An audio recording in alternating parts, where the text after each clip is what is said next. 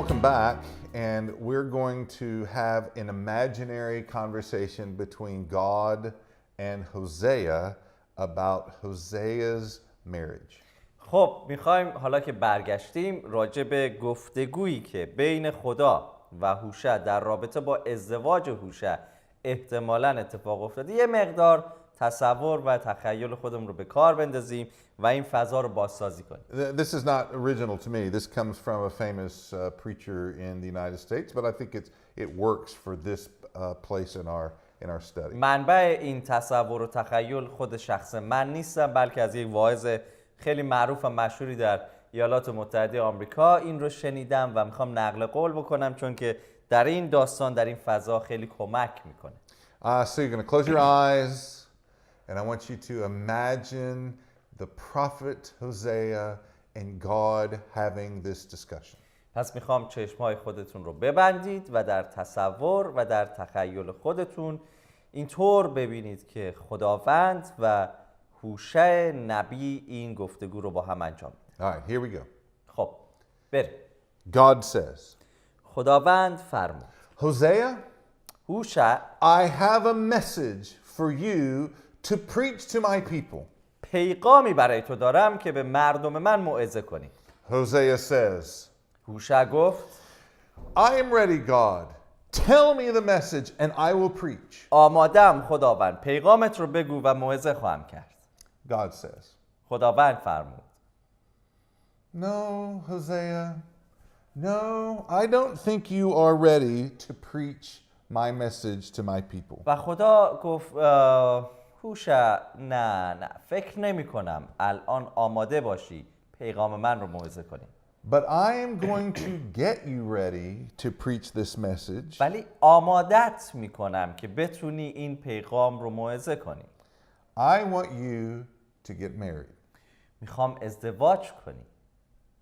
Married, Hosea says. هوشع گفت ازدواج؟ You know, God, I'm glad you talk about this. خب میدونی خدا خیلی خوشحالم که بالاخره راجع به این موضوع صحبت کرد. I have the perfect girl in mind. یک دختر عالی توی ذهنمه. She's from a good family. از یک خانواده She has the خوب. respect of many people. خیلی مورد احترام مردم. She loves purity. She loves modesty. خیلی عاشق پاک بودن و خلوص و زیستن به این شکل هست. She goes to all of my preaching meetings. She goes to all of them. در تمام جلساتی که من موعظه میکنم هم حضور داره. And you know those little scrolls that I give out at the end? She always is in the back passing out scrolls to all the people as they leave. و این نکته هایی رو که آخر پیغامم من میدم به مردم که با خودشون ببرن، این دختر میاد از من میگیره بین مردم پخش میکنه. And God, she's beautiful. She has beautiful eyes and her hair is so long and lovely. و خدا زیباست، چشمان زیبا، موهای زیبا، دوست داشتنیه. And she's kind and she's gracious. مهربون و با شفقت. And those eyes, did I talk about the eyes? و چشماش راجع به چشماش بهت گفتم. God says, خدا گفت: yes, Hosea, I know that young lady about who you're talking about. خدا گفت بله میدونم راجع به کدوم دختر صحبت میکنی، میشناسم اون دختر جوان رو. And you're right, she has all of those qualities. و درست میگی، همه این کفایت هایی رو که میگی داره. She loves righteousness. عاشق عدالت، She loves modesty. عاشق پاک بودنه. She loves my word. کلام من رو خیلی دوست داره. She's a lovely girl with a lovely reputation from a lovely family. دختر دوست داشتنی از خانواده دوست داشتنی با شهرتی دوست داشتنی. And one day, Hosea, و یک روز she's going to make a lovely wife. و یک روز یک زندگی خیلی دوست داشتنی رو خواهد داشت. But not for you. ولی نه با تو.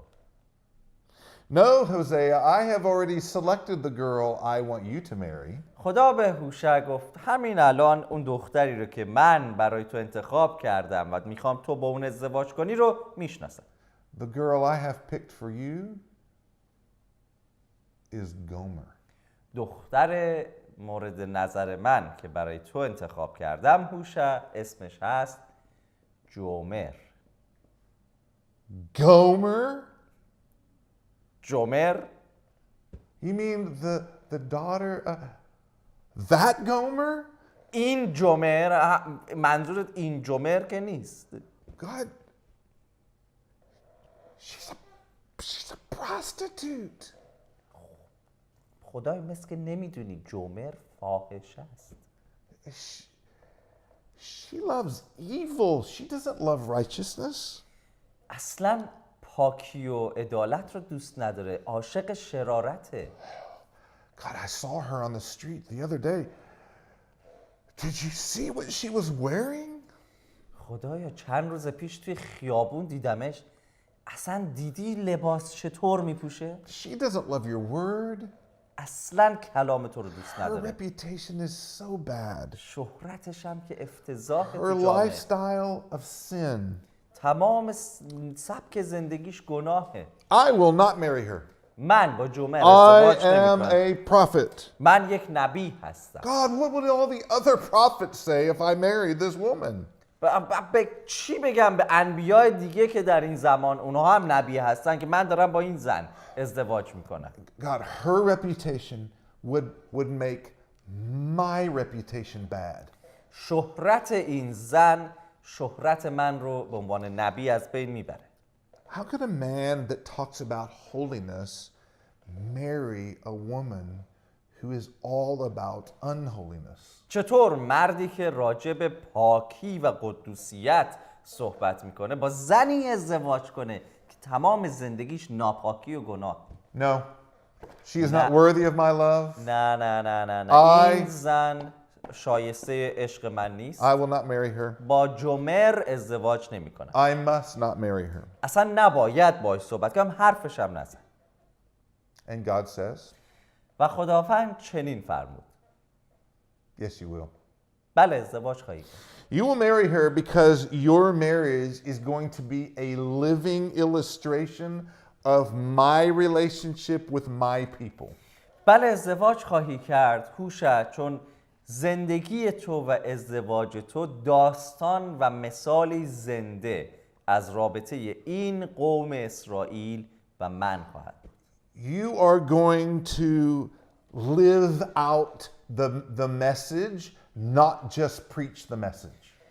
میدونی هوشع، تو پیغام من رو زندگی خواهی کرد و نه فقط موعظه. Your experiences of marrying an unfaithful woman will be a picture of my relationship with an unfaithful nation. رابطه تو در ازدواج با یک زن بی‌وفا نشون دهنده رابطه من با این قوم بی‌وفا و خائن هست. Your pain and hurt will be a picture of my pain and hurt. درد و رنج و شکستگی که در تو در ازدواجت به وجود میاد نشون دهنده درد و رنجی که من در رابطه با قومم تجربه میکنم. Now this is just imaginary. We're just using the picture in our minds of what it might have been like. خب اینها همه تخیل و تصور بود. فقط ما از این داستان تخیلی استفاده کردیم تا بتونیم این پیغام رو واضح تر کنیم. But I think this imagination, this picture, probably are the kinds of things that Hosea thought about as God gives this command. ولی فکر میکنم وقتی خدا این فرمان رو و این پیغام رو به هوشع داد، هوشع به چنین چیزهایی شبیه این فکر میکرد. But Hosea does it. ولی هوشع این کار رو انجام داد. He marries Gomer. هوشع با جمر ازدواج کرد. And the Bible says he does more than just marry her, he raises a family with her. و کلام خدا میگه نه فقط با او ازدواج کرد، بلکه از او دارای خانواده شد. I think this is what verse 2 means when he says, take a wife of adultery and also children of adultery. فکر میکنم به این جهت هست که در باب 1 آیه 2 اینطور گفته شده: برو و زنی فاحشه و فرزندان فحشا برای خود بگیر. In other words, Hosea is going to marry a known person of prostitution or adultery, and that reputation that they have or she has, that reputation is going to be transferred to her children, so that her children are going to live under the same reputation as their mother. خب شهرت این زن به عنوان یک زن فاحشه و روسبی در اون جامعه باعث میشد که وقتی که هوشع و او ازدواج کردن، فرزندان اونها که به دنیا میمد، مردم با دیدگاهی مشکوک به اون بچه ها حتی نگاه میکردن و این شهرت فحشا از مادر به فرزندان هم منتقل میشد و اونها فرزندان فحشا خوانده میشد. And you discover as you read particularly the first few chapters of Hosea that the children play an important part of this living example of God's message as the marriage is. و اگر چند باب ابتدایی و نخستین کتاب هوشع رو مطالعه کنید میبینید که این فرزندان که متولد میشن در این داستان زنده و پیغام زندگی خدا نقش بسزایی رو ایفا میکنن. And so it's the family unit that is a living example of the message of God to his people. پس این خانواده به شکلی متحد نقش مهمی در پیغام زنده خدا ایجاد میکنه. Yeah, imagine how hard that is when the children are running around the neighborhood with the same reputation, the same connection of unfaithfulness as the mother. فقط تصور کنید که چقدر سخت و دشوار هست که این بچه‌های کوچک در اطراف پیش همسایه ها وقتی که میرفتن با همون شهرت مادرشون که یک فاحشه بود شناخته میشد. But that's what happens. Hosea and Gomer will have 3 children and God will name all 3 of them. هوشع و جمر 3 فرزند خواهند داشت و خدا اسم هر 3 رو انتخاب میکنه. هر یک رو خدا انتخاب میکنه. So let's read verses 4 and 5 and let's see how this story progresses. آیات 4 و 5 رو میخونم و ببینیم چطور این داستان ادامه میابه. و خداوند وی را گفت او را یزرعیل نام بگذار، زیرا پس از اندک زمانی انتقام خون یزرعیل را از خاندان یهو خواهم گرفت و به حکومت خاندان اسرائیل پایان خواهم داد. در آن روز کمان اسرائیل را در وادی یزرعیل خواهم شکست. Okay. When you read Hosea, you really need to underline all of the names that are given or the places that are given because they play such an important role in understanding the meaning of the message. زمانی که کتاب هوشع را مطالعه می‌کنید به هر یک از این اسامی و یا مکان‌ها که می‌رسید زیرش رو خط بکشید، چون این اسامی و مکان‌ها نقش بسیار مهمی در فهمیدن پیغام کتاب هوشع بر عهده دارند. And this is one of those places. The place, the name he gives that Hosea, the name that God gives the child is Jezreel. But Jezreel is also a place that has a lot of historical meaning in the Old Testament. اینجا یکی از همون نکات و یکی از همون موارد هست. یزرعیل اسمی هست که خدا برای پسر نخستین هوشع و جمر در نظر میگیره، ولی این نه تنها یک اسم بلکه نام یک مکان هست که کلی تاریخ رو در خودش داره. It's a valley between Galilee and Samaria. یک وادی و یا یک دره‌ای هست بین جلیل و ثمره. And most of the stories connected to that place are stories of violence. و اغلب داستان‌هایی که به وادی یزرعیل ربط پیدا می‌کنه، زمینی بین جلیل و ثمره، داستان‌های خشونت هست. The people of God fought battles in the valley of Jezreel. قوم خدا در وادی یزرعیل جنگ‌ها داشتند. An innocent man was murdered in the valley of Jezreel. مردی بیگناه در وادی یزرعیل کشته شد. But it's also a place where a man named Jehu was sent by God to kill an evil king and his family. ولی زمینی هم هست که مردی به نام یهو فرستاده شد که پادشاهی و خانواده او رو بکشه. And that story is found in 2 Kings chapter 9 verses 24 through chapter 10. در دوم پادشاهان باب 9 verses Chapter 9, 24 through 10, 11. باب 9 آیه 24 تا باب 10 آیه 11 از دوم پادشاهان این داستان رو میتونید پیدا کنید.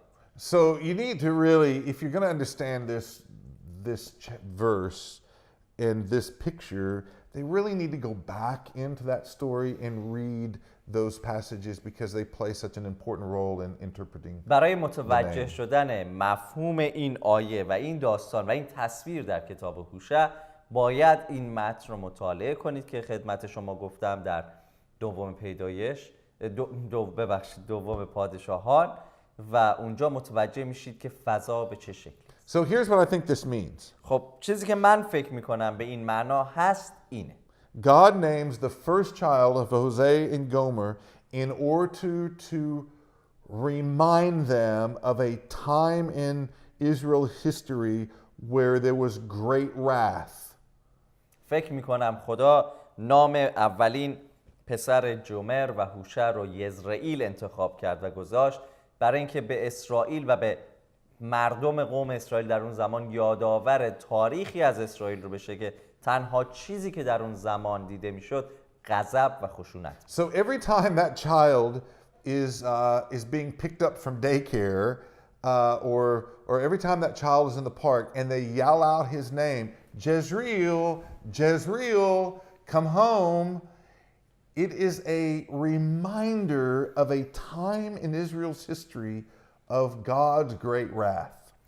بنابراین هر بار که این پسر در خیابان، در پارک، در مهد کودک، هر جا که بود در طول روز صدا میشد نام او، مثلا خانواده او رو خطاب میکنن یزرعیل، یزرعیل بیا خونه، یزرعیل بیا، یزرعیل نرو، یزرعیل بشین. هر بار که این اسم صدا کرده میشد شنوندگان همسایه ها که قوم اسرائیل بودند یادآور تاریخی از اسرائیل میشد برای اونها که پر از غضب و خشونت. Yeah, it's a reminder that when Israel sinned in their history and when they disobeyed God, God brought punishment. It's this reminder of, look, you guys continue to sin and God's wrath is coming. یادآور اسرائیل میشد زمانی بود که گناهان شما بر ضد خدا، طغیان و سرکشی شما داوری خدا رو به همراه داشت. پس هر بار این اسم رو میشنوید به یاد می آوردند که اگر بر نگردن به نزد خدا و به طغیان و سرکشی خودشون پایان ندن داوری خدا انتظار اونها رو میکشه. Let's begin reading verse 6. Let's read verses 6 and 7 and we'll see the child's second. آیات 6 و 7 رو میخونم و دومین فرزند رو اینجا میبینیم. پس او دگربار آبستن شده دختری بزاد و خداوند به هوشع گفت او را لروحامه نام بگذار زیرا من دیگر بر خاندان اسرائیل رحم نخواهم کرد و آنها را به هیچ روی نخواهم بخشید اما بر خاندان یهودا رحم خواهم کرد و ایشان را نجات خواهم داد نه به کمان و شمشیر و جنگ و اسبان و سواران بلکه به یهوه خدای ایشان. The second child's name means no compassion. نام دومین فرزند که دختر هست به معنای هیچ رحمی است. دیگه هیچ رحمی وجود نداره. So again, this name is a sign to the people of God. پس دوباره این اسم هم علامتی برای قوم خداست. So you have this picture in your mind, your imagination of this cute little girl, maybe 4 years old. خب میخوام این تصویر رو در ذهن خودتون ببینید. یه دختر بچه زیبای کوچک، شاید 4 ساله. She's wearing a cute little pink dress and she's has flowers in her hand and she's just so wonderful. لباس صورتی خوشگل تنشه، گل توی دستاشه، بسیار زیبا. And she comes and she brings the flowers to her father and her father says, "Thank you, no compassion. Thank you so much for bringing me these flowers." پس وقتی این گل‌ها رو پیش پدر خودش میاره، پدرش میگه خیلی ممنون، هیچ رحمت و شفقتی نام اوی هست. مرسی که این گل‌ها رو برای من آوردی. And the lady standing next to Hosea says, why would you name your child no compassion? و خانومی که کنار هوشع مثلا توی خیابون ایستاده میگه چه اسمیه برای دخترت انتخاب کردی؟ هیچ رحمتی، بدون رحمت. And Hosea would look at her and say, does that make you feel uncomfortable? هوشع به اون زن نگاه میکنه و میگه آیا اسم دختر من تو رو ناراحت کرد؟ Does it make you feel uncomfortable enough to stop your sin before God? آیا اونقدر معذب هستی از این نام که هیچ رحمتی نیست که به گناهان خودت در مقابل خدا خاتمه بدی؟ It's a picture. تصویر. It's a picture of how God feels about sin and how God's judgment is going to come to his people for their sin. این تصویری از احساس خدا نسبت به گناه و داوری خداست که بر قوم خودش میاد اگر به گناهانشون پایان نده. Verse 6 is a very difficult passage. Let's look at verse 6 again. آیه 6 رو دوباره نگاه بکنیم چون یکی از اون متن‌های دشوار هست. پس او دیگر بار آبستن شده دختری بزاد و خداوند به هوشع گفت او را لروهامه نام بگذار، زیرا من دیگر بر خاندان اسرائیل رحم نخواهم کرد و آنها را به هیچ روی نخواهم بخشید. Not forgive them at all? هرگز نخواهم بخشید. It's a surprise that God would make such a strong statement about not giving the northern kingdom any forgiveness at all.